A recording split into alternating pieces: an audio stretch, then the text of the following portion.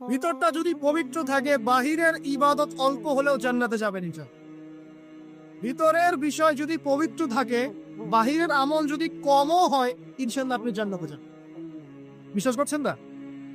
এক ব্যক্তির কথা শোনাই তাহলে বুঝবেন। এক ব্যক্তি বনু ইসরাইলের, সে এত বেশি পাপ করেছিল যে তার সন্তানদেরকে বলেছে আমার মৃত্যুর পরে আমার লাশটাকে পুড়িয়ে ফেলবে, ছাইগুলো অর্ধেক বাতাসে ভাসিয়ে দিবে, অর্ধেক ছাই সমুদ্রে ভাসিয়ে দিবে। ঠিক আছে, এটা তো হাদিস আপনারা জানেন, ওলামায়ে কেরাম যারা আছে। এখন সন্তানরা তাই করেছিল। আল্লাহ পাক তাকে আবার জীবিত করে বলেছেন যে কেন এই কাজ করেছিলা? সে বলেছে মিন খাশিয়াতিকা ইয়া রাব্বি, আল্লাহ তোমার ভয়ে কাজ করেছি। ওয়া আনতা আ'লামু মিন্নি, আপনি আমার চেয়ে ভালো জানেন যে আমি আপনার ভয়ে করেছি না অন্য কোনো কারণে করেছি। তো আল্লাহ পাকের ভয়ে সে এমন একটা কাজ করেছে যে কাজটা কিন্তু মনে হচ্ছে কুফরি, কারণ সে মনে করছে আল্লাহ তাকে আবার পুনরুত্থিত করতে পারবে না। তাই সন্তানকে বলছে আমাকে পুড়িয়ে ছাইটাই ভাসিয়ে দিস। আল্লাহ পাক বলছেন কেন করেছো? সে বলছে তোমার ভয়, আল্লাহ তোমার ভয় করেছে। আল্লাহ পাক তাকে বললেন তুমি যদি আমার ভয়েই করে থাকো, আর হ্যাঁ তুমি আমার ভয়েই করেছিলে, আজকে আমি তোমাকে মাফ করে দিলাম। যাও। সেই ব্যক্তি বলেছিল আমার চেয়ে বড় পাপ কেউ করে দেয়, আল্লাহ যদি আমাকে ধরতে পারে তাহলে খবর আছে। তার মানে তার ধারণা আল্লাহ তাকে ধরতে পারবে না, এটা কিন্তু কুফরি আকীদা। তারপরে আল্লাহ পাক তাকে কিন্তু মাফ করলেন। কেন? সে বলছে আল্লাহ আমি শুধু আপনার ভয়েই কাজটা করেছি, আর আপনি খুব ভালোই জানেন আমি আপনার ভয় করেছি। কিন্তু এই যে ভিতরের পরিশুদ্ধতার কারণে আল্লাহ বাইরের গুনাহটা মাফ করে দেন। আমার কথা মানে বুঝতে পারছেন?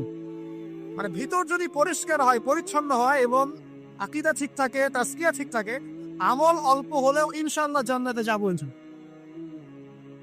খুশি হবেন? তো একবার বলেন সুবহানাল্লাহ। এবার আসেন কিভাবে এটা অর্জন করতে পারি। এক নাম্বার, তাসকিয়া বা আত্মশুদ্ধি অর্জনের প্রথম কাজ হচ্ছে, সর্বপ্রথম কাজ সেটা হলো নিজেকে নিয়ে ফিকির করবেন, অন্যের ফিকির বাদ দিবেন। কি বললাম ভাই? নিজেকে নিয়ে ফিকির করবেন, অন্যের ফিকির আপাতত বাদ দিবেন। আজকে থেকে আগে ফিকির হবে কাকে নিয়ে? নিজেকে নিয়ে। আমি দলিল দিচ্ছি, এমনি কথা বলছি না। আল্লাহ পাক বলছে সূরা মাইদা আয়াত নাম্বার 105, সূরা মাইদা আয়াত নাম্বার 105, আল্লাহ পাক বলেন ইয়া আইয়ুহাল্লাযীনা আমানু, হে মুমিনগণ, আলাইকুম আনফুসাকুম লা ইয়াদুররু মান দাল্লা ইন ইহতাদাইতুম ইলাল্লাহি মারজিউকুম জামিআন ফায়ুনাব্বিউকুম বিমা কুনতুম তা'মালুন। আল্লাহ পাক বলেন হে মুমিনগণ, হে তোমরা যারা ঈমান এনেছো, আলাইকুম আনফুসাকুম, আগে তোমরা নিজেরা নিজেদের নফসের খবর নাও। কি বলেন আল্লাহ পাক? নিজেরা নিজেদের নফসের খবর নাও। লা ইয়াদুররু মান দাল্লা ইন ইহতাদাইতুম, কেউ যদি পথভ্রষ্ট হয়ে যায় এতে তোমার কোনো ক্ষতি নাই, আগে নিজের খবর নাও, নিজের নফসের খবর। তাহলে প্রথম কাজ কি ভাই? আমার সাথে বলেন। এবার নিজের নফসের একটু খবর নেই ভাই, আমার সাথে বলেন দেখি কার কার বয়স এখানে 20 বছর ক্রস করেছে? হাত তোলেন, হাত নামান। এবার কার কার বয়স 30 বছর ক্রস করেছে? কার কার বয়স 40-50 ক্রস করেছে? আচ্ছা এবার হাত নামান। এবার আজকে বাসায় গিয়ে ঠান্ডা মাথায় আমার এই কথাটা শুনবেন। জানতেন ভাই ঢাকা থেকে 6 ঘন্টা জার্নি করে আসছিল, আইসা আমার এই কথাটা বইলা গেছে। কি বলছে? এই যে 30 বছর, 20 বছর, 40-50 বছর আপনার জীবন থেকে চলে গেছে, একটু চোখ বন্ধ করে আজকে বাসায় গিয়ে আপনি চিন্তা করবেন নিজের নফসের খবর কিভাবে নেবেন। সেটা বলছে চিন্তা করবেন যে এই 40 বছরে, 30 বছরে আপনি 30 দিন জামাতের সাথে নামাজ পড়েছেন কিনা। মন খারাপ করলেন? আত্মশুদ্ধি এবং আত্মসমালোচনা এভাবেই করতে হয়। চিন্তা করবেন 30টা রোজা যে আমার জীবনে চলে গেল, আমি সব বছর প্রত্যেকটা রোজা রেখেছিলাম কি না। চিন্তা করবেন এই 30 বছরে আপনি, বেশি না ভাই, 30টা সূরা পড়েছেন কিনা, 30 দিন কোরআন নিয়ে বসেছেন কিনা, 30টা আয়াত আপনি মুখস্থ করেছেন কিনা। 30টা আয়াত, মাত্র 30টা আয়াত, যেমন আলহামদুলিল্লাহি রাব্বিল আলামিন, আর রহমানির রহিম, মালিকি ইয়াউমিদ্দিন, এভাবে 30টা আয়াত আপনি মুখস্থ করেছেন কিনা, মাত্র 30টা। চিন্তা করবেন ঠান্ডা মাথায় 30টা হাদিস নবীজির পড়েছিলেন কিনা, সারা 30 দিন দান সৎকা করেছেন কিনা, মানুষকে সৎ কাজে আদেশ করেছেন কিনা, একটু আল্লাহর রাস্তায় সময় দিয়েছিলেন কিনা, মানুষকে অসৎ কাজে বাধা দিয়েছিলেন কিনা, দিন প্রচারের জন্য কিছু একটা করেছিলেন কিনা, একটা বই লিখেছিলেন কিনা, একটা লেকচার দিয়েছিলেন কিনা, মিম্বরে দাঁড়িয়ে একটা খুতবা দিয়েছিলেন কিনা, একটা হালাকায় বসে মানুষকে কিছু ভালো নসিহত করেছিলেন কিনা, মিসকিনকে খাইয়েছিলেন কিনা, এতিমখানায় 30টা টাকা দান করেছিলেন কিনা, মসজিদ মাদ্রাসায় দিনের খেদমতের জন্য কিছু করেছিলেন কিনা। এই ফিকিরটা ভাই করা যাবে কি বাসা গিয়ে? আমি জানি হয়তোবা আল্লাহ না করুক, কিন্তু হয়তোবা বেশিরভাগ মানুষের উত্তর আসবে কি হ্যাঁ না না। এখন আমাকে বলেন সমাজ পরিবর্তন হবে কিভাবে বলেন? এই মানুষগুলোকে দিয়ে, এই অবস্থার এই মানুষগুলোকে দিয়ে? আপনার তাই মনে হয়? দেখেন ভাই, একটা কথা আমি আপনাকে বলে যাই, যে আমরা জীবন পেয়েছি একটা কথা ভাই, এরপর কোনো চান্স আসবে না। কথা সত্য না আমি বল? এবং আমরা থাকতে চাই জান্নাতে। কোথায়? আমরা কোথায় যেতে চাই ভাই? এবার একটু আমার সাথে বলেন দেখি, সত্যি কি আপনার মনে হয়, সত্যি কি আমার আপনার মনে হয় যেভাবে জীবন যাপন করছি আমরা, এতে আমরা জান্নাতে যাব? অনেস্টলি কি আপনি বুকে হাত দিয়ে বলেন তো, আপনার কি সত্যি মনে হয় এই জীবন যাপনের মধ্য দিয়ে আমরা সত্যি জান্নাতে যেতে পারবো?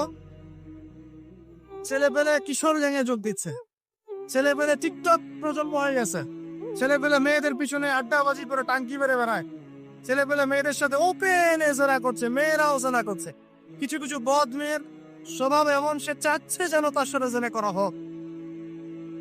চুল খুলে নগ্ন হয়ে রাস্তাঘাটে ঘুরে বেড়াচ্ছে। বাড়ির মেয়েরা পর্দা করছে না, মা পর্দা করছে না, বোন পর্দা করছে না, স্ত্রী পর্দা করছে না। দীপ্তি বাসায় সুদের টাকা ঢুকছে, হারামের টাকা ঢুকছে, দুর্নীতির টাকা ঢুকছে, ঘুষের টাকা ঢুকছে। সত্যি মনে হয় যে এইভাবে আমল করে আমরা জান্নাতে যেতে পারবো? অথচ আল্লাহ সৃষ্টি করেছেন আমাদেরকে তার ইবাদত করার জন্য। এই দুনিয়ার জীবনের সংক্ষিপ্ত হায়াত দিয়েছেন, মৌতের পর হয় জান্নাত না হবে জানেন, আর কোনো বিকল্প অপশন নেই। তাহলে ভাই আত্মশুদ্ধির দরকার নাই? দাদা আজকে বাসায় গিয়ে এই ফিকিরটা করা যাবে? আমিও করবো ইনশাল্লাহ, আপনিও করেন, আমি নিজেও করবো ইনশাল্লাহ, আপনিও করবেন, যে এই 30-40 বছর আমরা করলাম তা কি পারা যাবে ইনশাল্লাহ ভাই? এই চিন্তা যদি আপনার রাতের ঘুমটা আজকে হারাম করে ফেলায়, কালকে থেকে ইনশাল্লাহ এই ছেলেগুলো যদি সমাজ সংস্কার হবে, ইসলাম প্রতিষ্ঠা হবে ইনশাল্লাহ। কি যুব ভাইরা হবে না ইনশাল্লাহ? আল্লাহ বা কবুল করুন, বলি আমিন। 1 নাম্বার, নিজের চরকায় তেল দেওয়া। অন্যের কথা পরে কে কি করে, নামাজ পড়ে কিনা, কে কি বলে লেকচারে, কার কি সমালোচনা করে, সব বাদ। আগে নিজের চিন্তা করবো। আলাইকুম আনফুসাকুম, নিজের নফসের খবর নাও বাস। এখন দেখলাম নিজের নফসের খবর ভালো না, তাহলে কি করণীয়? করণীয় হচ্ছে এই ফজরের রক্ত থেকে শুরু হবে। কালকের অপেক্ষা করব না, ফজরের রক্ত থেকে শুরু হবে। আমরা উঠবো তাহাজ্জুদে ইনশাআল্লাহ, রাজি আছি? সুন্দর মতো ওযু করবো ইনশাআল্লাহ, ওযু করে কমপক্ষে 2 রাকাত নামাজ পড়বো ইনশাআল্লাহ। পরে আল্লাহর কাছে চোখের পানি ছেড়ে দিব, দিয়ে বলবো আল্লাহ সারা জীবন যা করেছি আল্লাহ তুমি মাফ করো। কি আমিন বলেন?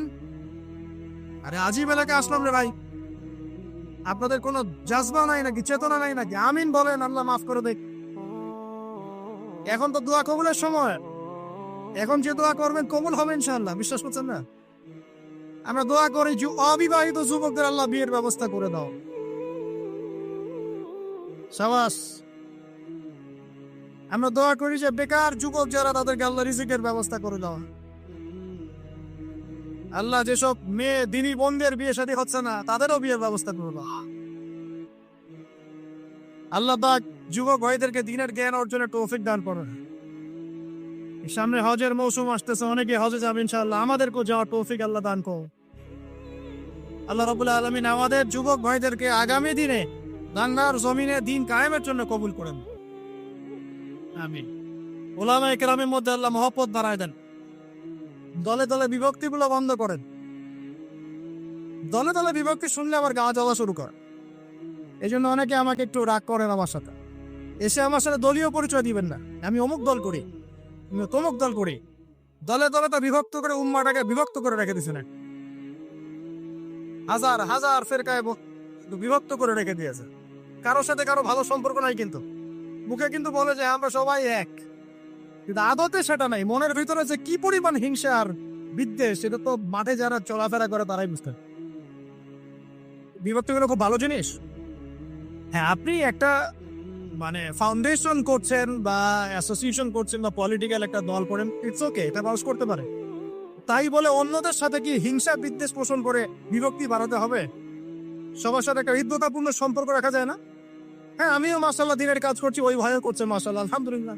তার দ্বারা কিছু খেদমত হচ্ছে, আমার দ্বারা হচ্ছে, তার দ্বারা হচ্ছে। ইনশাআল্লাহ একদিন যখন আল্লাহ পাকের পক্ষ থেকে মনোনীত কোনো নেতা আসবে, তখন সবাইকে ঐক্যবদ্ধ করবেন ইনশাআল্লাহ। আল্লাহ পাক সেই নেতৃত্ব নিয়ে আসুন বলি আমিন। দোয়া করা যায় না? আল্লাহ পাক নিয়ে আসবেন ইনশাআল্লাহ। আর যদি দেখি যে আসছেই না, তাহলে নেতা হইতে হবে। যখন মাঠে নেতা নাই, তখন নেতা হতে হবে। নেতা হওয়ার আপনারা যোগ্যতা অর্জন করেন, পড়াশোনা করেন। কোরআনে কিন্তু নেতৃত্বের দুইটা বৈশিষ্ট্য বলা আছে। কয়টা ভাই? তালুতের কথা মনে আছে? তালুত আর জালুত সূরা কোন সূরা আছে বলেন? কেউ বলতে পারবে? এই যুবক ছেলেটা বলো, কোন সূরা আছে? মাশাআল্লাহ, সূরা বাকারায়। বনু ইসরাইল মুসা আলাইহিস সালামের পরের নবীকে বলছেন, ওই নবীর নাম ইউশা বিন নুন, যে হে নবী, আমরা আল্লাহর পথে জিহাদ করতে চাই। কি করতে চাই? এই শব্দ তো কোরআনে নাই, আসলে নাই। এই শব্দ বললে তো কিছু মানুষ খারেজি ফতোয়া মারা শুরু করে। বড় মুশকিল আছে এদেরকে নিয়ে। আমি আশ্চর্য একটা জিনিস, ইবাদতকে সন্ত্রাস বানিয়ে দিলেন কিভাবে? ইবাদতকে সন্ত্রাস বানান কিভাবে? পশ্চিমের টাকা খেয়ে? হ্যাঁ, পশ্চিমরা যা বোঝায় তাই বুঝতে হবে? ইসলামের সংজ্ঞা ব্যাখ্যা ওরা দিবেন, আমরা দিব? সুবহানাল্লাহ। ব্রিটিশ আমলে আমাদের বাপদাদারা যে ওদেরকে পিটিয়ে বের করেছিল, তারা কি সন্ত্রাসী ছিল? আমাদের বাপদাদাও সন্ত্রাসী ছিল? বলেন তো। জুলুমের বিরুদ্ধে কেউ দাঁড়িয়ে গেলে সে সন্ত্রাসী হয়? এই যে 1971-এ আমাদের সাথে জুলুম হয় নাই, তখন বাংলার মানুষ যার যা ছিল তাই নিয়ে মাঠে নামে নাই, তো বাংলার সেই ফ্রিডম ফাইটাররা কি সন্ত্রাসী হয়ে গেছিল? প্যালেস্টাইনের ভাই বোন থেকে দীর্ঘদিন থেকে একদম স্টিম রোলার পিছায় খেলা হচ্ছে। রমজান মাসে দেখলাম কি হলো? রমজান মাসে বেচারা নামাজ পড়তে গিয়েছে, লাঠি পেটা করে মসজিদ থেকে বের করে দিল। আল আকসা মসজিদ ওর বাপের, মুসলমানদের। এখন ওই যে যারা একটু পাথর টাথর নিয়ে ঢিলাঢিলি করে, ওরা সন্ত্রাসী হয়ে গেছে। আর যারা মুসলমানদেরকে পিটায় বের করে দিল, ওরা হলো মানবতার সেবক। এই সংজ্ঞা শিখায় আমাদেরকে। যাই হোক, বাদ দেন, ওদিকে না যায়। ওদিকে বললে আমি একটু মানে কি বলবো, কি বলে এটাকে, আউটবাস্ট হয়ে যায়। আর ভিতরের ক্রোধটাকে দমায় রাখতে পারি। মাঝে মাঝে এমন হয় যে ভিতরের এগ্রেশনটা ধরে রাখতে পারি না, কিন্তু আপনাদের সাথে ধরে রাখতে হয়। কারণ কোনো কিছু না হচ্ছে কিছু হওয়া ভালো, কোনো কিছু না হচ্ছে কিছু হওয়া ভালো, এই স্বার্থ চিন্তা করে চুপ করে থাকি। কিন্তু একটা জিনিস মাথায় রাখবেন, আল্লাহ রাব্বুল আলামিন এই বিশ্বে পরিপূর্ণ ইসলাম প্রতিষ্ঠা না করা পর্যন্ত কিয়ামত দিবেন না ইনশাআল্লাহ। এই জিনিসটা মাথায় ভালো করে ঢুকায়নি। এরপরে ইসলামের এগেইনস্টে যা করার করতে থাকেন, আল্লাহ এটা করবেন ইনশাআল্লাহ, কোনো সন্দেহ নাই। লা শাক্কা ফীহি, এর মধ্যে কোনো সন্দেহ। কার দ্বারা করবেন, কিভাবে করবেন, আল্লাহু আ'লাম বিস-সাওয়াব, আমরা জানি না। এখন তালুতকে আল্লাহ পাক মনোনীত করলেন। ইউশা বিন নুনকে বনু ইসরাইল বলছে, আল্লাহর পথে আমরা যুদ্ধ করতে চাই, আমাদের জন্য নেতা দাও একটা।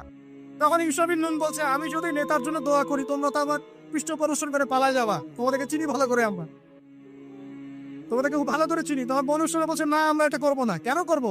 ওয়াকাদ উখরিজনা মিন দিয়ারিনা, আছে না সূরা বাকারায়? আমাদেরকে আমাদের ঘর বাড়ি থেকে বের করে দেওয়া হয়েছে, আমরা কেন পিছিয়ে পড়বো? তখন আল্লাহর কাছে তিনি দোয়া করলেন, আল্লাহ পাক তালুতকে নেতৃত্ব দিলেন। কাকে? তালুত। আর এই যে তালুতকে নেতৃত্ব দিয়েছেন, এই নেতৃত্ব দেওয়ার পর আল্লাহ পাক বললেন যে তালুতকে আমি দুইটা স্পেশাল গুণ দিয়েছি। কয়টা ভাই? তার মানে নেতৃত্বের স্পেশাল গুণাবলী কয়টা? একটা হচ্ছে জিসমান, তালুতকে আমি দিয়েছিলাম শারীরিক শক্তি, ফিজিক্যাল স্ট্রেংথ, শারীরিক শক্তি। আর এখন বহু নেতা সমাজে দেখাতে হাঁটতেই পারে না। নেতা হওয়ার আগে আগে ফিজিক্যাল স্ট্রং হতো, তাই না ভাই? ফিজিক্যাল স্ট্রং না হতে পারলে নেতৃত্ব দিতে পারে? ফিজিক্যাল স্ট্রেংথ হচ্ছে প্রথম শর্ত। সে সুস্থ ছিল এবং শারীরিকভাবে অনেক শক্তিশালী ছিল। কে? কার কথা বলছি?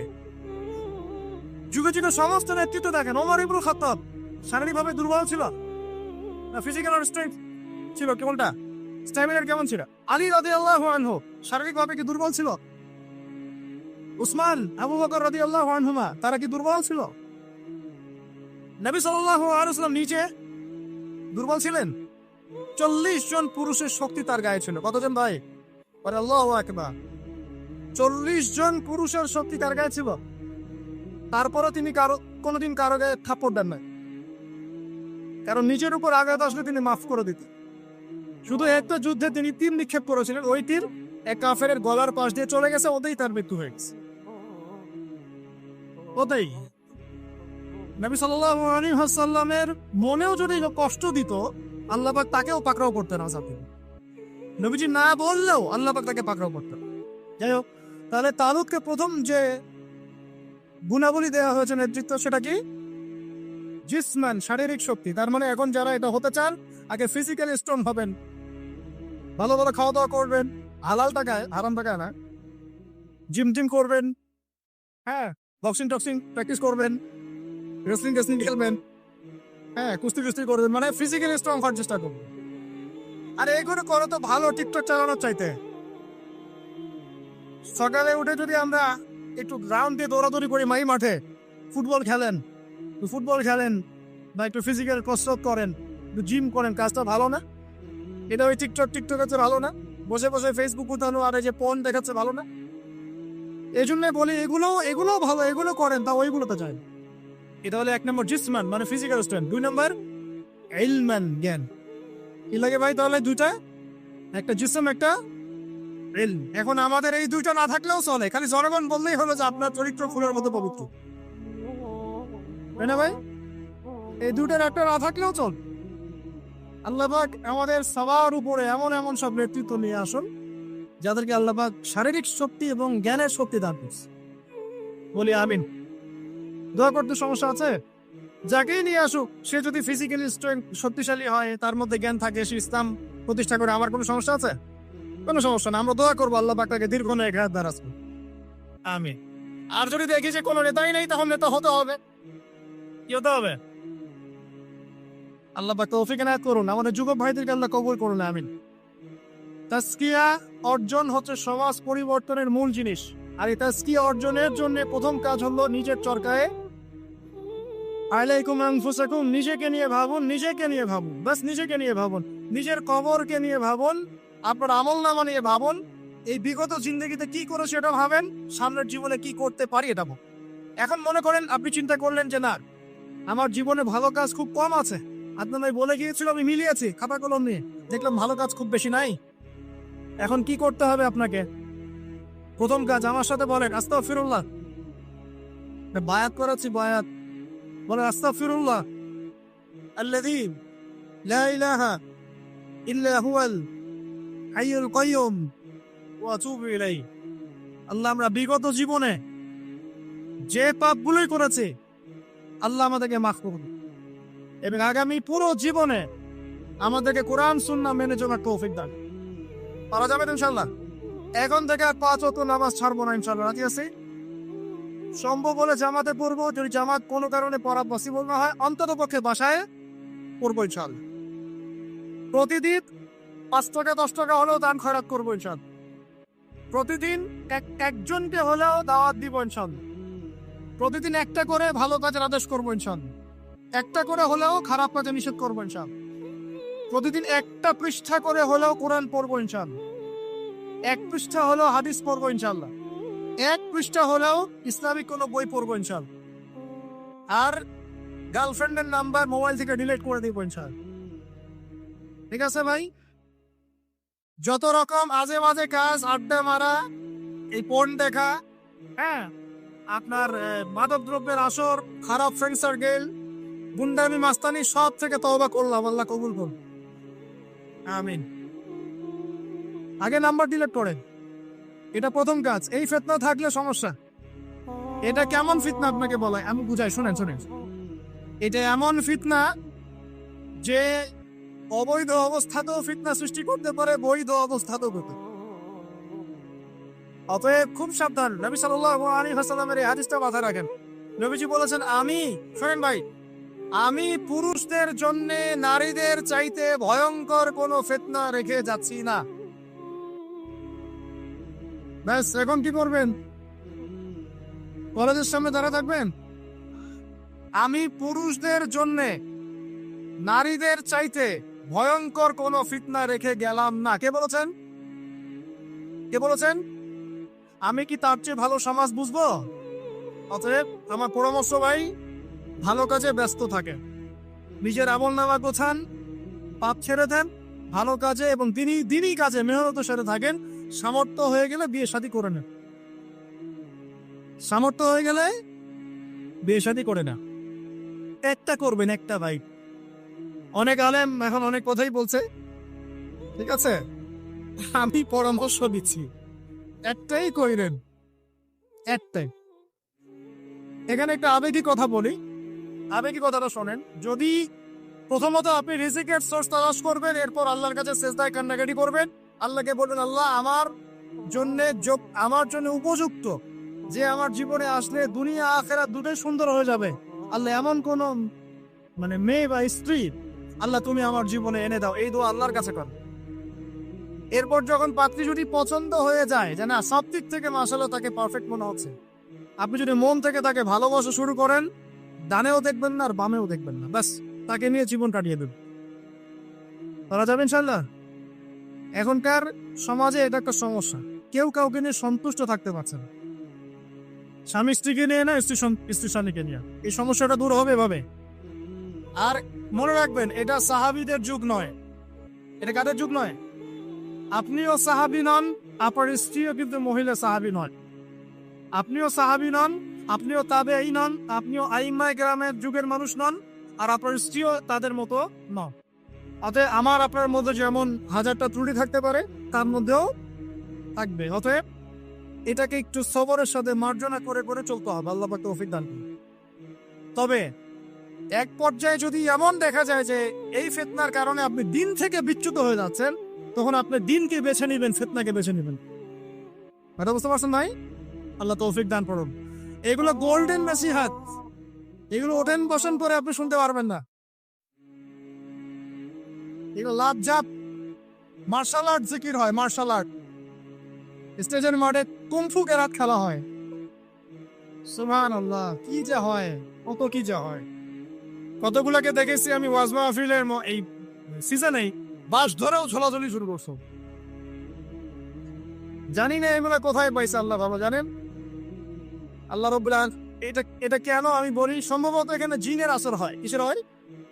সম্ভবত জিন বলতে কিন্তু কিছু আছে, আপনি জানেন কিনা? মানুষের উপর ভর করে, কিন্তু জিন কিন্তু মানুষের উপর ভর করতে পারে, আর মেয়েদের উপর বেশি ভর করে।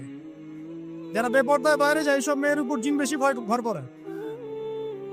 তো এগুলো থেকে বাঁচার জন্য দৈনন্দিন জিকির আজগার করতে হয়। সকাল সন্ধ্যা অনেক জিকির আজগার, মাসনুন দোয়া কালাম আছে, এগুলো করতে হয়। যেমন আয়াতুল কুরসি জানা আছে তো? আলহামদুলিল্লাহ, আয়াতুল কুরসি পড়লে শয়তান কাছে আসবে না ইনশাআল্লাহ।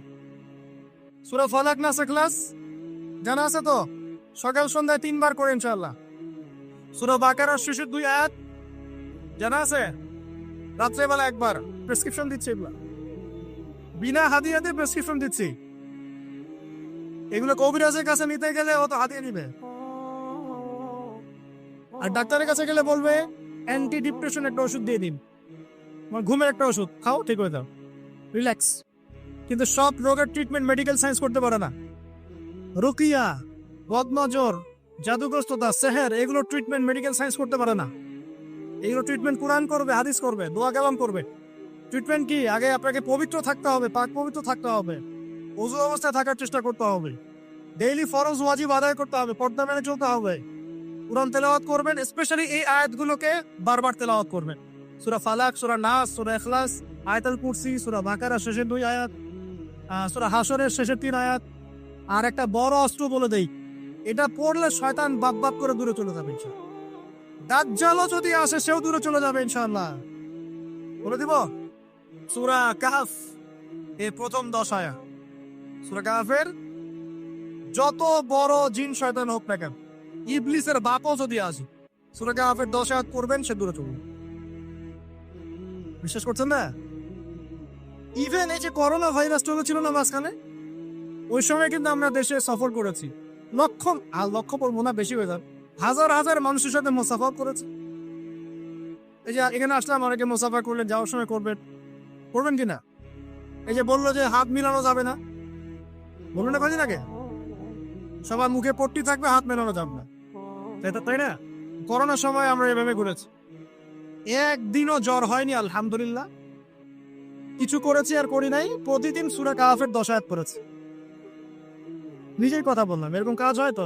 প্রতিদিন সূরা কাহাফের 10 আয়াত পড়েছি। আমি বলছি না এটাই পড়েন, এটাই পড়ার সুন্নাত, এটা বলছি না। ব্যক্তিগতভাবে এটার উপর আমল করেছিলাম, আলহামদুলিল্লাহ আল্লাহ পাক হেফাজত করেছে। অনেকে সূরা ওয়াকিয়া তেলাওয়াত করেন রাত্রেবেলা। সূরা ওয়াকিয়া তেলাওয়াত করার বদৌলতে রিজিক বাড়ে, রিজিক প্রশস্ত হয়। অনেকে আত্মীয়তার সম্পর্ক বজায় রাখেন, রিজিক প্রশস্ত হয়। অনেকে চাষ্টের নামাজ পড়েন, ওই যে 2 রাকাত সলাতুদ দুহা আদায় করেন, এর বদৌলতে দেখা যায় রিজিক প্রশস্ত হয়। অনেকে অযু অবস্থায় থাকেন, রিজিক প্রশস্ত হয়। এক এক মানুষকে আল্লাহ এক একটা আমলের ওসিলায় আল্লাহ পাক তার মঞ্জিলে মকসুদে পৌঁছায় দেন। তো আলহামদুলিল্লাহ এটা একটা অস্ত্র। আল্লাহ পাক আপনাদের সবাইকে সূরা কাহাফের উপর আমল করার তৌফিক দান করুন, আমিন। তো প্রিয় ভাই, শেষ করতে হবে, লম্বা করব না, আস্তে আস্তে ঘুরিয়ে নিচ্ছি। 1 নাম্বার কি কাজ আত্মশুদ্ধি অর্জনের জন্য ভাই? নিজের চরকায়, মানে নিজের নফসের খবর নিব, অন্যের কথা পড়ে আগে নিজে 5 ওয়াক্ত নামাজ পড়বো, নিজে রোজা রাখবো, নিজে যাকাত দিব, নিজে ইসলামের উপর প্রতিষ্ঠা থাকবো ইনশাআল্লাহ। এটা 1 নাম্বার। 2 নাম্বার তাজকিয়া অর্জনের 2 নাম্বার কাজ হচ্ছে নিজের পরিবারে ইসলাম প্রতিষ্ঠা করা। কি বললাম বলেন? কেন বললাম? কারণ নিজের পরিবারে যদি ইসলাম প্রতিষ্ঠা না করতে পারি, অন্যের মূর্খতা এবং অনইসলামিক কাজের কারণে আমি ইফেক্টেড হয়ে যাব। তাই নিজের পরিবারের মধ্যে ইসলাম প্রতিষ্ঠা করার চেষ্টা করতে হবে। আল্লাহ পাক তৌফিক দান করুন, বলি আমিন। আল্লাহ পাক সূরা তাহরিমের 6 নম্বর আয়াতে বলেছেন যে কু আনফুসাকুম, নিজে জাহান্নামের আগুন থেকে বাঁচো, ওয়া আহলিকুম নারা, তোমার পরিবারকে জাহান্নামের আগুন থেকে বাঁচাও। পরিবার আছে কার কার? হাত তুলেন দেখি। মাশাআল্লাহ, সবাই তো আছে। পরিবার মানে কি? স্ত্রী সন্তান কার কার আছে? আচ্ছা, হাত নামা। দেখেন, বাবা মা এগুলো পরিবারের অন্তর্ভুক্ত বিষয়, কিন্তু বাবাকে আপনি শাসন করতে পারবেন না, মাকে আপনি শাসন করতে পারবেন না, তাকে আপনি নসিহত করতে পারবেন, দাওয়াত দিতে পারবেন। আর আপনার আন্ডারে যারা আছে, আপনার স্ত্রী, আপনার সন্তান, এরা হচ্ছে পরিবারের অন্তর্ভুক্ত, আপনার কাছের, এদের উপর আপনি শাসন চালাতে পারবেন। অতএব যাদের পরিবার আছে, পরিবারের মধ্যে ইসলাম প্রতিষ্ঠা করার চেষ্টা করে, আল্লাহ পাক তৌফিক দান করুন। একটু বসেন ভাই, বিশৃঙ্খলা করেন না, আমরা গুটিয়ে নিচ্ছি, এখনই গুটিয়ে নিচ্ছি। আর কিছু প্রশ্ন আছে, দিয়ে শেষ করবো। 3 নাম্বার কাজ, আমার সাথে মনোযোগ দেন ভাই। 3 নাম্বার কাজ হচ্ছে নিয়মিত কোরআন তেলাওয়াত করা। নিয়মিত কোরআন তেলাওয়াত করা। আমার সাথে একটু ওয়াদা করেন তো ভাই, ডেইলি কমপক্ষে 1 ঘন্টা কোরআন তেলাওয়াত করবো ইনশাআল্লাহ। করা যাবে? শহর ভাষায় কোরআন আছে তো নাকি? কোরআন পড়তে পারি তো নাকি? যারা পারি না, আজকে নিয়াত করব, মসজিদের হুজুর আছে, ইমাম সাহেব আছে, মাদ্রাসার শিক্ষক আছেন, গিয়ে আপনি কোরআন পড়া শিখবেন ইনশাআল্লাহ। করা যাবে ইনশাআল্লাহ? কোরআন তেলাওয়াত করে না শিখেন, আল্লাহর ওয়াস্তে কোরআন তেলাওয়াত করে না শিখে মৃত্যুবরণ করেন না। আল্লাহর ওয়াস্তে আল্লাহকে কি মুখ দেখাবেন আর নবীকে কি মুখ দেখাবেন চিন্তা করুন। কোরআন আল্লাহ নাজিল করেছেন কেন? আমাদের জন্য, গরু ছাগলের জন্য? কাদের জন্য? মানুষের জন্য না গরু ছাগলের জন্য? গরু ছাগলের হিসেব আছে? কার কার হিসেব হবে? মানুষের জিন। মৃত্যু আমাদেরকে বরণ করতে হবে, কবরে যেতে হবে আমাদেরকে, পুলসিরাত আমাদেরকে পার হতে হবে, কোরআন মানতে হবে আমাদেরকে। সেই আমরা যদি কোরআন তেলাওয়াত করে না শিখি ভাই, হবে? বিষয়টা হবে? আল্লাহ পাক আমরা সবাইকে কোরআন তেলাওয়াত শেখার তৌফিক দান করুন। এখানে আমি অনেক বেশি জোর দিই, কারণ কি জানেন? কোরআন তেলাওয়াত শেখাটাই এবং নিয়মিত তেলাওয়াত করাটাই আপনার মনে ইসলামের প্রতি মহব্বত সৃষ্টি করবে।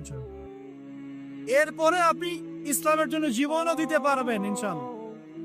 কিন্তু এই অবস্থায় পারবেন না। এই অবস্থায় একটা দাবরানি খালি উল্টা দিকে দৌড় দেওয়া শুরু করুন।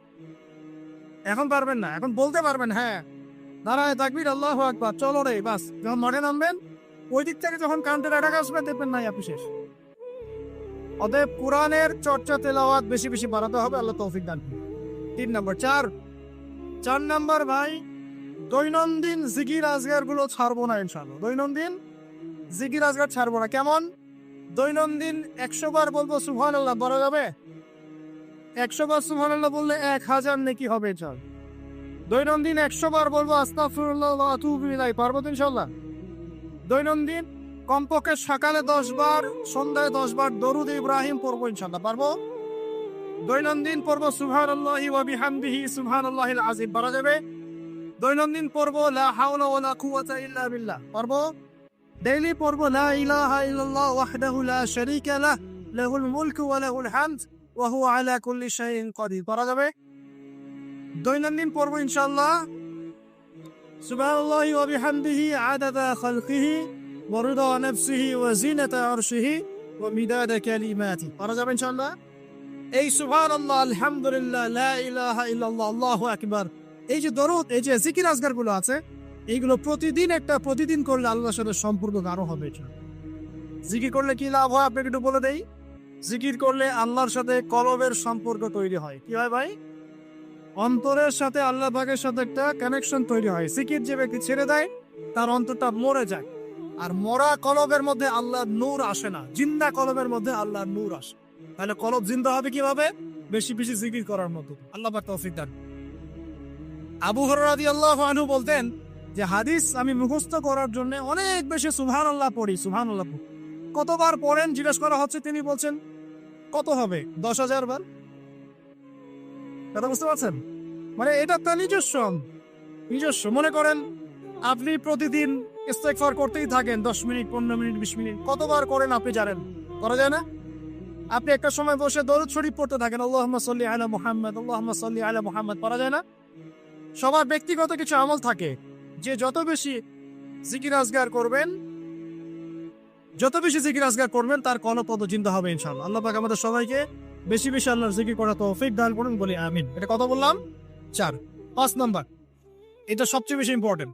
কারণ আমি তাসাউফ এবং আত্মশুদ্ধি বই যেটা আছে আল্লামা তাকি উসমানী দাওয়াত বারাকাতুহু, আল্লামা তাকি উসমানীর বইগুলো বাসা সবাই কিনবেন। আমি পরামর্শ দিই আল্লামা তাকি উসমানীর যে বইগুলো আছে এগুলো বাসায় কিনে পড়া শুরু করবেন, অনেক গভীর জ্ঞান পাবেন ইনশাআল্লাহ।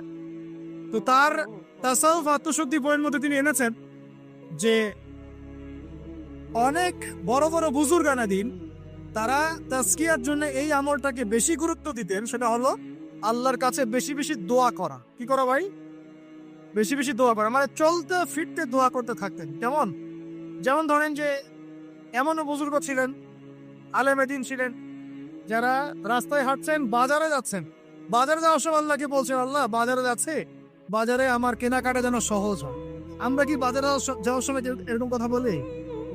বাসায় ঢুকছেন, বলছে আল্লাহ বাসায় ঢুকছি, বাসার পরিবেশটা যেন ভালো থাকে, এখানে যেন গিয়ে কোনো বিপদের খবর না শুনি। আল্লাহ আমি মানে ব্যবসায় যাচ্ছি, আজকের ব্যবসাটা আল্লাহ যেন সুন্দর হয়, ভালো হবে। মানে প্রতিটা কাজেই তারা দোয়া করতে থাকতেন। বুঝতে পারছেন কথা? প্রতিটা কাজেই দোয়া করতে থাকেন, আল্লাহ আমার জুতার ফিতা ছিঁড়ে গেছে, আমার জুতার ফিতা দাও। আল্লাহ আমি খুব ক্ষুধার্ত, আল্লাহ একটু ভালো খাবারের ব্যবস্থা করুন। আল্লাহ আমি খুব পিপাসার্থ, আমার জন্য একটা ভালো হালাল পানির ব্যবস্থা করুন। আল্লাহ আমার সন্তানটা অসুস্থ, আল্লাহ তাকে সেবা দিয়ে। আল্লাহ আমি সে সন্তানকে রেখে সফরে আসছে, আল্লাহ বাসায় তুমি ওদেরকে হেফাজত করো। মানে প্রতিটা কাজের প্রতিটা চিন্তা আল্লাহর সাথে শেয়ার। এটা যে যত বেশি করতে পারে তার সাথে আল্লাহ পাকের সম্পর্ক তত বেশি না। আর এটা করলে 3টা লাভ। কটা লাভ ভাই? যে দোয়াটা করবেন হয় সাথে আল্লাহ পাক আপনাকে দিবেন, না হলে এই দোয়ার ওসিলায় আপনার তাকদীরের কোনো বিপদ আল্লাহ দূর করে দিবেন। মনে করেন আপনি দোয়া করেছেন, আল্লাহ আমাকে কালকে এই ব্যবসার এই কাজটা তুমি সলভ করুন। কালকে গিয়ে দেখলেন সেই কাজটা আপনি পান নাই। আপনার কাছে মনে হচ্ছে যে হয়তো আমি দোয়া করলাম, কবুল হয় নাই, কিন্তু হয়তো এই দোয়ার ওসিলায় আপনার আগামী পরশু দিনের একটা বিপদ আপনার তাকদীরে আসতো, ওইটা আসে নাই। কথা কি বুঝতে পারলেন আমার কথা? এইভাবে আল্লাহ পাক দোয়ার বদৌলতে মানুষের তাকদীর থেকে অনিষ্টগুলো দূর করতে থাকেন। আর এটাও যদি না হয়, কিয়ামতের মাঠে নেকির পাল্লায় ওইটা আপনাকে আল্লাহ দিয়ে দিবেন। ওই দিন মানুষ বলবে যে কাশ দুনিয়াতে আমার কোনো দোয়াই যদি কবুল না হইতো, আজকে আমি জান্নাতে যেতে পারতাম। ওই দিন আমরা এই কথা বলব। অতএব বুদ্ধিমান সে ব্যক্তি যে বেশি বেশি আল্লাহর কাছে দোয়া, প্রতিটা বিষয়ে আল্লাহর কাছে দোয়া করতে থাকেন। আল্লাহ আমার মনটা অস্থির, মনটাকে শান্ত করো। আল্লাহ আমাকে কোরআন শিক্ষার তৌফিক দাও। আল্লাহ আমাকে নামাজ পড়ার তৌফিক দাও। আল্লাহ আমি হারাম সম্পর্ক থেকে বেরিয়ে আসতে চাই, আমাকে হালাল একটা সম্পর্ক করার তৌফিক দাও। দোয়া করা যায় না ভাই? আল্লাহ পর্দা করতে চাই, পর্দার পরিবেশ তৈরি করে দাও। আল্লাহ রিজিকের সমস্যায় ভুগছে, একটা চাকরি ব্যবসার ব্যবস্থা করে দাও। দোয়া করা যায় না ভাই? দোয়া করতে আমাদের কাছে আসেন কেন? হুজুর এটা যে ফু দিয়ে দেন, এখানে ফু দিয়ে দেন, এখানে দোয়া করে দেন, এটা করে দেন, সেটা করে দেন। আমি আপনার আবেগ কতটুকু বুঝতে পারব? আমার দরকার একটা জব, এই জব ছাড়া আমি চলতেই পারছি না। আপনার ওই চাহিদা তো আমি বুঝতে পারবো। আপনার চাহিদার ফিলিংসটাকে আমি বুঝতে পারবো? আপনার বাবা চলে গেছেন, বাবা হারানোর ব্যথা আপনি বুঝতে পারছেন, আমি খালি বলতে পারবো মুখ দিয়ে আল্লাহ আপনার বাবাকে মাফ করুন। আমি কি আবেগটা অনুভব করতে পারলাম? অতএব দোয়া সরাসরি আল্লাহর সাথে করার চেষ্টা করো। আল্লাহ পাক এটাই বলেছেন যে ওয়াইদা সাআলাকা ইবাদি আন্নী ফাইন্নী করিব, যখন আমার বান্দারা আমার সম্পর্কে জিজ্ঞাসা করে হে নবী বলে দিন আমি খুব কাছেই আছি। উজিবু দাওয়াতাদ দাঈ ইযা দাআন, যখন বান্দা আমাকে ডাকে দোয়া করে আমি সরাসরি তার দোয়া কবুল করি, শুনি। একদম ঘাড়ের রগ, এই যে ঘাড়ের রগের চাইতে আল্লাহ আমাদের কাছে আছেন। সুবহান। বাস আজকে ফিরে আসেন প্রিয় ভাই, আজকেই ফিরে আসেন, আল্লাহর কাছে দোয়া করা শুরু করেন, আল্লাহ পাক তৌফিক দান। আর দোয়া কবুলের অনেক সময় আছে, এই যে ওয়াজ মাহফিলের সময়, হালাকার সময়, শেষ রাত্রে, তাহাজ্জুদে, ফরজ নামাজের আগে পরে, হ্যাঁ বৃষ্টি বর্ষণের সময়, অনেক দোয়া আছে, সময় আছে। এই সময়গুলোতে দোয়া করলে আল্লাহ দোয়া কবুল করবেন ইনশাআল্লাহ। আর সবচেয়ে ভালো একটা অস্ত্র শিখিয়ে দিই আপনাদের, ঠিক আছে? অন্য একদিন বলেছিলাম একটা লেকচারে, আর একবার মনে পড়ে গেল বলে দিই। যদি দেখেন দোয়া আপনার কবুল হচ্ছে না দীর্ঘদিন ধরে, আল্লাহ পাকের কাছে ওযু অবস্থায় 2 রাকাত নামাজ পড়ে কিছু ভালো কাজ করে, মানে ধরেন একটু কুরআন তেলাওয়াত, একটু দান সাদাকা, বা একটু আত্মীয়দেরকে দান সাদাকা, বা একটু এতিমের মাথায় হাত তোলানো, বা দিনের রাস্তায় কিছু খরচ করা, করে একটা ভালো কাজ করে হাত তুলে আল্লাহকে বলবেন আল্লাহ তোমার সন্তুষ্টির জন্য আমি এই ভালো কাজটুকু করলাম। আল্লাহ তোমার তাওহীদের কালিমা লা ইলাহা ইল্লাল্লাহ এর ওসিলায় আমার দোয়াটা কবুল করুন। ইনশাআল্লাহ তাআলা আপনি আপনার দোয়ার ফল পাবেন ইনশাআল্লাহ। পরীক্ষিত আমার জীবন, এমন সময় গিয়েছে যে নিঃশ্বাস নিতে পারবো কিনা এটার গ্যারান্টি ছিল, শ্বাস নিতে পারবো কিনা গ্যারান্টি ছিল। আর মনে করবেন না এগুলোর জন্য অদৃশ্য কোনো শক্তি দায়ী, এইগুলোর জন্য আপনার আমার মতো দাড়ি টুপিওয়ালা কিছু মানুষই দায়ী। এটা বুঝতে পারছেন? বাস আর কিছু বললাম। অতএব দাড়ি টুপি পাগড়ি চুব্বা ঘোমটা দেখলে লাফানো শুরু করবেন না কখন। বহু মুনাফিক সমাজে ঘুরে বেড়ায় সন্দেহবাজে, এদের কাজই হলো নিজের ভাইয়ের গোশত খাওয়া। কি করা বলেন তো? বুঝবেন আপনিও দাওয়াতি কাজে মাঠে নামেন, ইসলামের জন্য কিছু করতে মাঠে নামেন, নিজেই বুঝতে পারেন, কিছু বলে দেওয়া লাগবে। তবে এতটুকু সুসংবাদ তাদেরকে দিয়ে রাখি, যারা নিজের ভাইয়ের গোশত খায়, তোমাদের এই মুনাফিকের চরিত্র অতি শীঘ্রই অচিরেই পুরো বাংলার সামনে নগ্ন হয়ে যাবে ইনশাআল্লাহ। বাংলার মানুষ আর এখন বোকা না, তারা সব বোঝে, তারা জানে, তারা উপলব্ধি করতে পারে। তাদেরকে এভাবে ব্রেন ওয়াশ করা যায় না, এখন তাদেরকে এভাবে ডিমোটিভেটেড করা যায় না। তারা যুবকরা এখন পড়াশোনা করছে মাশাআল্লাহ, তারা ওলামায়ে কেরামের সোহবতে যাচ্ছে, তারা হক বাতিল চিনতে পারছে মাশাআল্লাহ। আস্তে আস্তে তারা এমন একটা জায়গায় যাবে, এই যুবকরা আগামী দিনে ইনশাআল্লাহ জাতিকে নেতৃত্ব দিবে। আমাদের যা করার আছে করতে থাকো, যত ষড়যন্ত্র পিছন থেকে করার করতে থাকো, কিছুই করতে পারবেন। আরশের মালিকের কাছে যে কবুল হয়ে যায়, দুনিয়ার মানুষ তার কোনো ক্ষতি করতে পারে, এটা মনে রাখবেন। ক্ষতি মানে কি? নবী সাল্লাল্লাহু আলাইহি ওয়াসাল্লামকে তো মানুষ গালি দিয়েছে, নবী সাল্লাল্লাহু আলাইহি ওয়াসাল্লামকে মানুষ গলার মধ্যে চাদর দিয়ে পেঁচিয়ে গলা ফাঁস দেওয়ার চেষ্টা করেছে, মানুষ তার দাঁত একদম ঘুষি দিয়ে ভেঙে দিয়েছে, তার মাথার মধ্যে তরোয়ালের গোড়া দিয়ে কড়া দিয়ে আঘাত করেছে, তার পাকে মোচকে দেওয়া হয়েছে। এই কাজগুলো তো নবীর সাথেও হয়েছে। তায়েফের মানুষ তাকে মেরেছে, রক্ত ঝরতে ঝরতে, দাড়ি দিয়ে রক্ত পড়তে পড়তে পায়ের জুতা আটকে গিয়েছে। এই মানুষগুলো এই ঘটনাগুলো আমাদের নবী মুহাম্মদ সাল্লাল্লাহু আলাইহি ওয়াসাল্লামের সাথে হয়েছে। তাহলে এই কাজগুলো হওয়া মানে কি সেই ব্যক্তির মানে অপদস্থ হওয়া দুনিয়াতে? এগুলো কবুলিয়াতের নিদর্শন। কিছু নিদর্শন, এগুলো কবুলিয়াতের নিদর্শন। আর যারা এই কাজগুলো নবীর সাথে করেছিল ওরা কি সফল হয়ে গেছে? ওরা দুনিয়াতেও সফল হয় নাই, পরকালেও জাহান্নামে যাবে ইনশাআল্লাহ। আল্লাহ রাব্বুল আলামিন আমাদের সবাইকে প্রকৃত ঈমানদার হওয়ার তৌফিক দান করুন। 5 নম্বর বলছিলাম প্রিয় ভাইরা, বেশি বেশি আল্লাহর কাছে কি করবেন? দোয়া করবেন। 6 নম্বর আসেন, এই 5টা বলে শেষ করবেন। 6 নম্বর শোনেন, সপ্তাহে একটা দিন হলেও কবর জিয়ারত করতে যান। কেন বললাম তাজকিয়ার সাথে এর কি সম্পর্ক?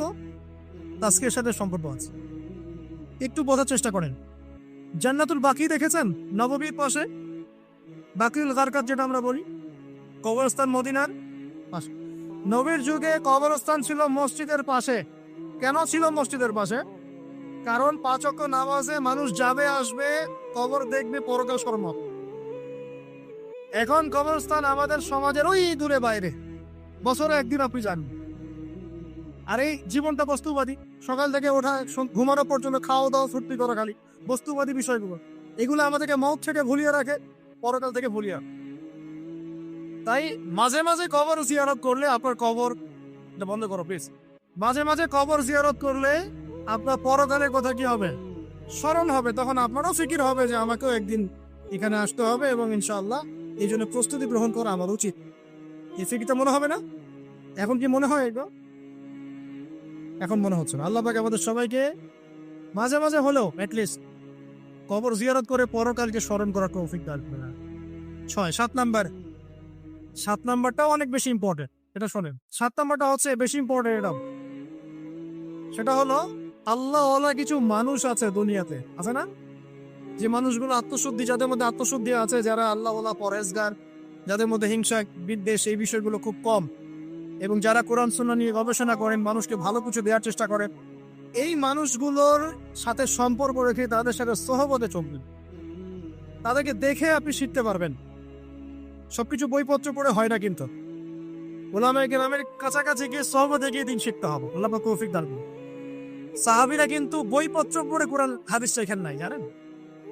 তারা কোরআন হাদিস এগুলো শিখেছেন স্বয়ং নবীকে দেখে শিখেছেন। দেখে শিখেছেন নয়, তার পরের জেনারেশন সাহাবীদেরকে দেখে শিখেছে, তার পরের জেনারেশন তাবেঈদেরকে দেখে শিখেছে, তার পরের জেনারেশন তাবেঈদেরকে দেখে শিখেছে। এইভাবে আস্তে আস্তে আস্তে আস্তে এই সিলসিলা চলে আসছিল। এখন আমরা কি করি? ইন্টারনেট দেখে শিখি। কি দেখে শিখি? একটা মাসালা জানতে চান, বাস ঢুকলেন ইউটিউবে, ফেসবুকে, তখন দেখলেন ওই মাসালা নিয়ে 10 আলেমের 10 রকম মন্তব্য, মাথা খারাপ এখন, তাই না ভাই? তারপরে দেখেন যে অমুক যা বললো তমুকের বিরুদ্ধে। আর মাশাআল্লাহ কিছু ননসেন্স ইউটিউবার আছে, হ্যাঁ, কমন সেন্স মাই ননসেন্স, কিছু nonsense common sense in YouTuber কিছু আছে, ফেসবুকের আছে, কি টাইটেল দেওয়া লাগবে সেটাও জান।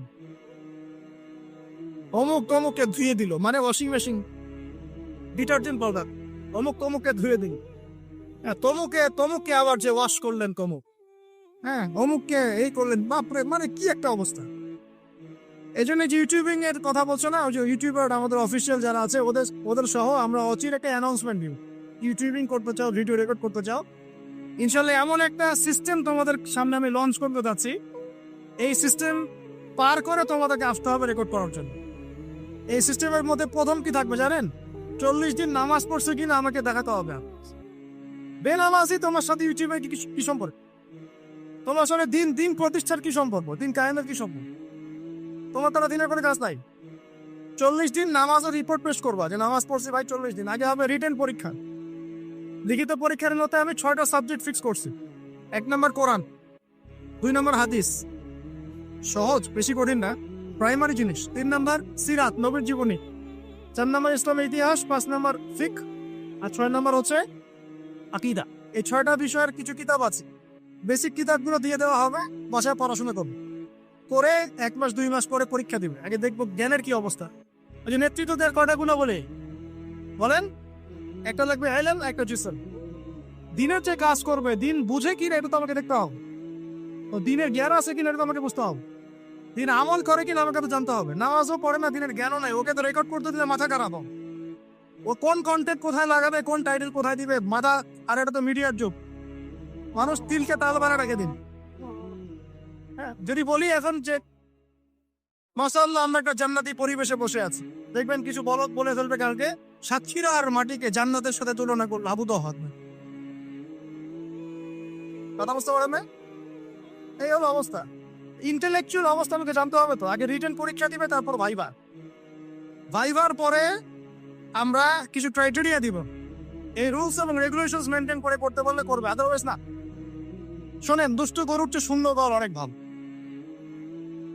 আর এই জিনিসগুলো আমি প্রথমে এত কঠোর ছিলাম, বিগত 2-3 বছর এই সারা দেশ ঘুরে আমার যে তিক্ত অভিজ্ঞতাগুলো হয়েছে, এগুলো আমাকে এভাবে ভাবতে বাধ্য করেছে। এখন মনে করি এগুলো আল্লাহর পক্ষ থেকে কল্যাণই ছিল, আলহামদুলিল্লাহ। অভিজ্ঞতাগুলো না হলে এগুলো শিখতে পারতাম না। সুবহানাল্লাহ। আর বলতে যাচ্ছি না, ভিতরে অনেক কিছু আছে, পরে চায়ের কাপে আলোচনা হবে ইনশাআল্লাহ। ঠিক আছে, আচ্ছা বাদ দেন। এখন শোনেন, এখন 7 নম্বর যেটা বলছিলাম, রসুলরা সাহাবীদেরকে দেখে শিখেছে। সরি, সাহাবীরা রাসূলকে দেখে শিখেছে। সাহাবীরা রাসূলকে দেখে শিখেছেন, তাবেঈরা সাহাবীদেরকে দেখে শিখেছেন, তারপরের জেনারেশন তাদেরকে দেখে শিখেছেন। এখন আমরা যদি দিন শিখতে চাই, খালি বই পুস্তক পড়লে হবে না, খালি ইউটিউব ফেসবুক ঘাঁটলে হবে না। আলেম ওলামার কাছে যেতে হবে, সিলেবাস কেন্দ্রিক পড়াশোনা করতে হবে। কি সিলেবাস? এই 6টা সাবজেক্ট বললাম না ভাই। কোরআন পড়েন, এটা একটা সিলেবাসের অন্তর্ভুক্ত বিষয়।